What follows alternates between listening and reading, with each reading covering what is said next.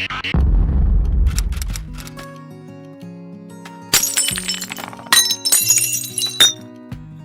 guys, and thank you so much for joining me today for another video. If you are new here, then welcome.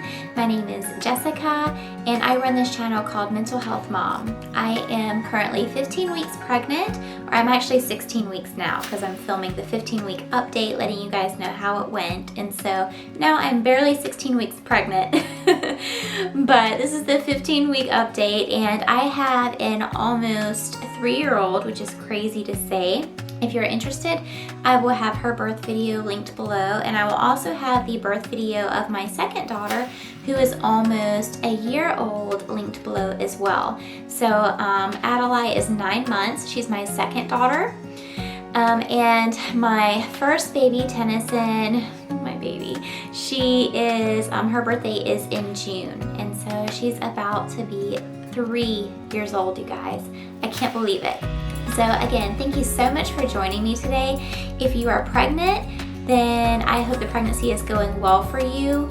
If it is not and you are really struggling, then I am so very sorry. I completely understand. All of my pregnancies have been pretty much the same, but this has been the best pregnancy I've ever had as far as morning sickness is concerned. Even though a lot of you guys have seen my 12 weeks pregnant vlog where I was just deathly ill that day. Even with that, this is still the mildest case of pregnancy sickness that I've ever had. For the most part, I have actually really gotten to enjoy this pregnancy, which is something I couldn't really say about my other 2 pregnancies. I've always envied those women who were just glowing and were really enjoying their pregnancy, because I just felt like I didn't get to enjoy my first 2 pregnancies for the longest time. The second one I got to enjoy after like the 24 or 25 week mark. It definitely got better after that. But this one, I've really just enjoyed it almost the entire time. There have been a few weeks here and there that have been really hard. And this was another week that was really challenging. But I just wanted you to know, if this is your first baby, second baby, whatever, maybe you have had a baby in the past and you didn't have morning sickness, and with this one you are, I understand. I've been able to enjoy this pregnancy, but pregnancy is not always, glowing and excitement and getting everything ready. Sometimes pregnancy is just barely surviving, and a lot of people don't mention that. So if you're struggling, I'm with you. I'm so sorry you're struggling. Chances are, as soon as you spit that baby out, you're gonna feel exactly like yourself again. I do wish you all the best in your pregnancy. So let's get started. For those of you who are interested, I also wanted to invite you to check us out on Instagram. My handle is @mental.health.mom, and there you will find additional updates, as well as me sharing some of my favorite products and fun things that are happening throughout the week. See you there. If you're one of the more impatient people, I will have timestamps for this video linked below if you just want to skip to the portion that you're the most interested in. That's totally fine. Before we get started, there are a few things that I wanted to mention. So first of all, one of my friends, Charlotta Sophia, will be having her baby anytime now. She is 37 weeks pregnant, and she's actually listed a lot of her journey on YouTube as well. And so if you are interested in that, please go and check her out. Her channel is linked below. She is Charlotta Sophia. She is actually an artist, and she's having her first child with her lovely partner, David. They're gonna have the most beautiful baby girl. Now, one thing I wanted to really mention from Charlotta's channel is something that I've been meaning to mention for a while now, but over Christmas, I actually won a giveaway that she had. And she took my toddler's little artwork that she did. This is what Tenny did. She and I did it together for her dad. And Charlotta transferred it to a t-shirt with Tenny's name on it. Isn't that precious? You guys, I can't. This is just so lovely. It was so nice to get this in the mail, and I'm gonna be able to keep this forever. I almost don't want Tenny to wear it because I just want to keep it flawless forever. Up to this point, it's been a little too large for her to wear, but this was just the most lovely gift from Charlotta, and we're so thankful that she sent it to us. Now, if you're interested in a customized t-shirt, Charlotta may be on maternity leave right now, but I'm sure she's gonna be coming back after the baby is born at some point, and she can totally hook you up with a t-shirt of your own if that's something that you're interested in. I mean, this is something that I will keep forever. I just love it. Thank you, Charlotta. Okay, and the second thing I wanted to mention to you guys is the prenatal vitamin I've been taking. So I started taking Ritual because I saw the hype, honestly. I saw ads for it all over YouTube, on Instagram, and I loved that it was a clear capsule that you could really easily see. I love the packaging as well. I love that they also list where they get all of their ingredients. Nothing says that I have nothing to hide like a clear capsule. You can clearly see what is in every single capsule, and that just makes me feel better about taking it. Also, these are not gonna break the bank.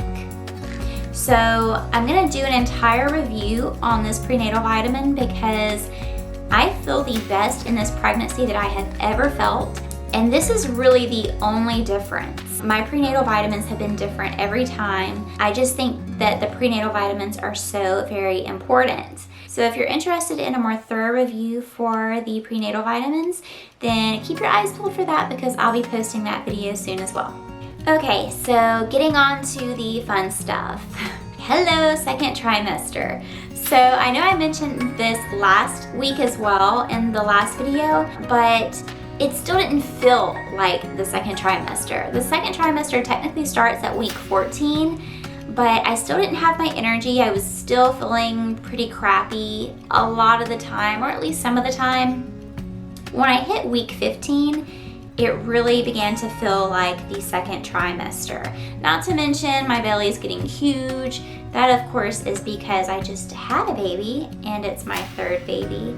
I swear to you guys, I think that my body thinks I'm still just pregnant with my second baby. I got pregnant when she was like 3.5 or 4 months old, something like that. So I think my body's just confused and it thinks I'm still pregnant with my second pregnancy.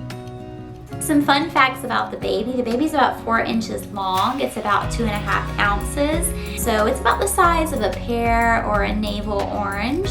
If you haven't been able to feel the baby move up to this point, at 15 weeks, that's when a lot of women really can tell that this is definitely a kick, whereas they were kind of questioning it before when they felt flutters. The baby is able to very easily move its joints and all of its limbs now, and so that will account for all of the new kicks or additional kicks you are feeling. Now, if you see an ultrasound of the baby at week 15, you will see not only the baby just squirming everywhere, which is adorable, but you will also notice that it looks a little more like a baby now. The ears have conveniently moved from the back of the baby's neck. Yeah, the ears were once there. Even your ears were once on the back of your neck. Aren't you happy they moved over here? Yeah, much better spot for them. It's a much better spot for your baby's ears as well. And their ears have made the transition to the side of their head. And where the ears are now was once the spot where the eyes were. The eyes were on the side of the head, and now they have also moved to the front of the face, to their final resting place where hopefully they will continue to be when you give birth. A lot of women really like 15 because they report an increased libido at week 15. A lot of the pregnancy sickness has faded at this point for most women, and because you have 3 times the amount of blood rushing through your system, that can definitely increase your sex drive. I would report increased libido at week 15, but actually I've had increased libido since like week 3. I actually suspected that something was up because my libido not only was so high, but it stayed so high. I can't tell you what it does to you to have 3 times the amount of blood you normally do rushing through your body. It's not my fault. Now, a lot of women do report shortness of breath at week 15. I have definitely been feeling the shortness of breath. It sort of comes out of nowhere. It can leave you feeling a little panicky at times. If I had not already gone through this twice, I would presume that it's an asthmatic symptom. but it is not. I have encountered this with every single pregnancy I've had so far. Around week 15, 16, I definitely start to notice the shortness of breath, especially like bending over is hard because your stomach is protruding at that point. Some things start to get so much easier at this point, such as the morning sickness, and you get some of your energy back. And then that is coupled with some things getting much harder, like the body aches have certainly started. My feet hurt more than they did before, and it's really hard for me to catch my breath sometimes. Now, this week was additionally hard for me because Braxton Hicks started. Now, when I was pregnant with Adelaide, I had so many Braxton Hicks that just lasted and lasted. And it was around the same time in pregnancy. It was week 16 with Adelaide. And my OB actually had me go into the emergency room because my Braxton Hicks would not stop. They monitored me for a while and they sent me home and put me on bed rest for a week. I was never put on any medication to make them stop or anything like that. The reason I wasn't placed on any medication was because they found out that my Braxton Hicks at the time was actually being caused by kidney stones that I only get when I'm pregnant, by the way. All that irritation in my kidneys was causing irritation on the outside of my uterus, and so it was causing it to contract. And so this time, it's just weird that it happened around the same time. I was having Braxton Hicks basically 24 hours a day for about 3 days before I called my midwife. Because I didn't have any bleeding or spotting or any other alarming symptoms, they just asked me to monitor my contractions from home, try to stay off of my feet as much as possible, and try to do things like a warm bath or a warm compress to help manage any soreness or pain associated with those constant contractions. They also assured me that some of the contractions could be caused by round ligament pain. Your round ligament is really getting stretched at this time because your belly is protruding over your pelvic bone. Now, because I've had a baby before, I know the difference between contractions and round ligament pain. This definitely was not round ligament pain, but just the same, I did put a belly band on for support, and that helped tremendously with the Braxton Hicks. That helps during childbirth as well. If you can put on a belly band or something that applies counter pressure to the areas that you're having a contraction, that helps so much with pain management. The more babies you have, the more Braxton Hicks you're going to have, and the sooner you're going to get them. So if you plan on having more than one child, just get used to contractions, get used to Braxton Hicks. It's just gonna be a normal and probably frequent part of every pregnancy you have. So I've been having a little bit of pregnancy sickness this week.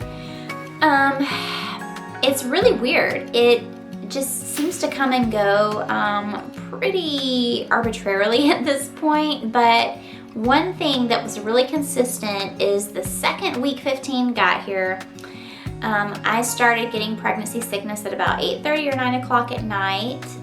Every single night, like clockwork, I would start feeling just really lousy at the same time. I would also get a really overwhelming headache. It was very much like being in those first stages of pregnancy where you feel really crappy and hungover all the time. I would get that same feeling with the nausea and the headache, and I'm like, I have to lay down. And that would happen every single day of week 15. And then the second week 15 was gone, that symptom went away as well. I also get tired at a certain time every day. I know I mentioned to you guys in the last video having that 2:30 feeling. Oh my gosh, it has not gone away. I'm so glad to have most of my energy back, but that 2:30 feeling is so hard, you guys. It comes around the same time, about 4 or 5 every day. I get to the point where I'm just like, I can't even keep my eyes open. Which is inconvenient since I have a baby and a toddler. Yeah, neither one of them are ever asleep at 4 or 5 o'clock. So this is just something I'm gonna have to, woman up about. And it sucks. I mentioned a lot of my energy is back, but it's still not like normal. I mean, normally I could just whiz through the house like a Tasmanian devil and clean up anything that needed to be cleaned. I could do a million things in one day. I love staying busy. Pregnancy is just not like that for me, you guys. It's really draining to create an entire human. So, you know, something's got to give. My energy is better than it was in the beginning parts of pregnancy, but it definitely is not where it normally would be.